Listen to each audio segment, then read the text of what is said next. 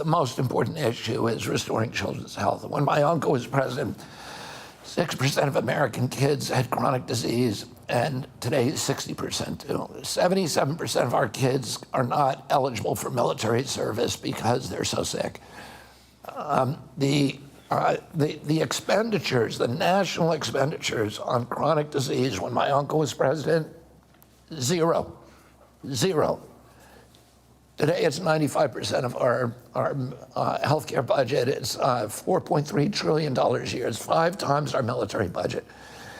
And our kids are so sick. You know, they all have autoimmune disease. It's hard to find an undamaged kid now. They have allergies, food allergies, peanut allergies, eczema, all these things that we never heard of, that I never heard of as a kid. And I had 11 siblings, 70 cousins. I never heard of any of these diseases. Then neurological diseases, ADD, ADHD, speech delay, language delay, tics, Tourette syndrome, narcolepsy, ASD, autism. Autism rates have gone from one in about between 1,500 and 1 in 10,000 when I was a kid, depending on what studies that you look at, to 1 in every 34 kids today. And in California, it's 1 in every 22 children. So, you know, we have absolutely devastated this, and that's just one injury. And then you look at diabetes.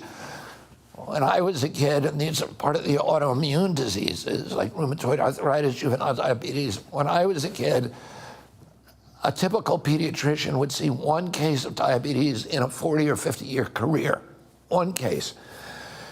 Today, 1 out of every 3 children who walk through his office door is diabetic or pre-diabetic. And, wow. You know, and we're seeing this just explosion of mitochondrial dysfunction, which is what diabetes is, including Alzheimer's is now regarded as type 3 diabetes because it's about mitochondrial dysfunction. It's because we're being mass poisoned by ultra-processed foods. And of course, I know, being an environmental attorney, that you're about clean water or clean air.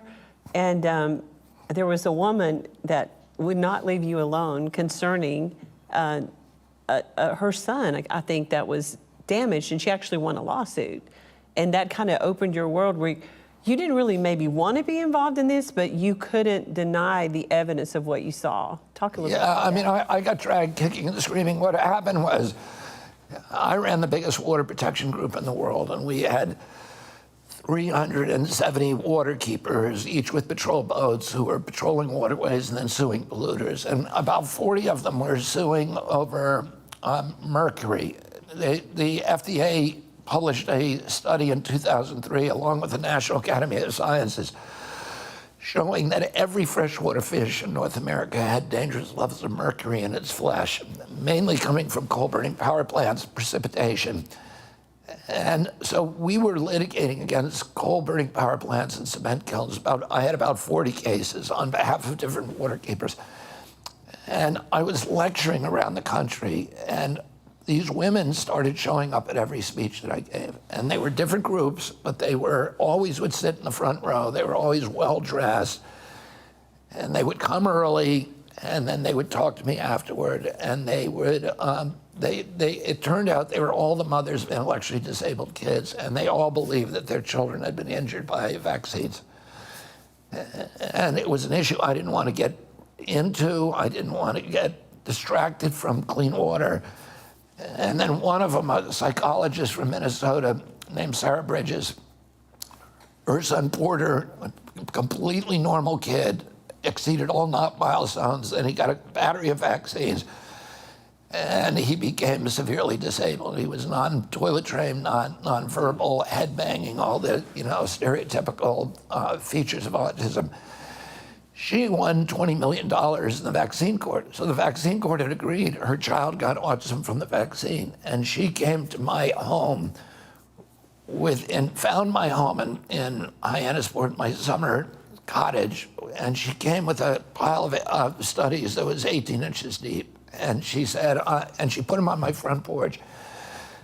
She introduced herself and she said, "I'm not going to leave here until you read these." And I started reading. I actually went off sailing with one of my brothers, and when I came back, she was still there. I sat down and I read the abstracts from these studies, and by the time I was 3 inches down on that pile, I was like, oh my God, this is horrible.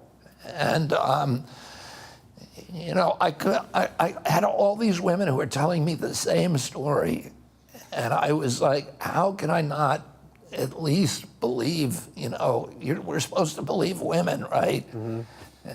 And they, you know, these were mothers who knew what happened to their kids. And they were all being ridiculed and marginalized and demonized by the medical community. And they were like, no, I know what happened, and I'm going to fight for my child and for all the other kids to prevent it. And though they kind of dragooned me into this battle that ruined my career, it kind of ruined my life, my relationships. But anyway, you know, it's what God wanted me to do.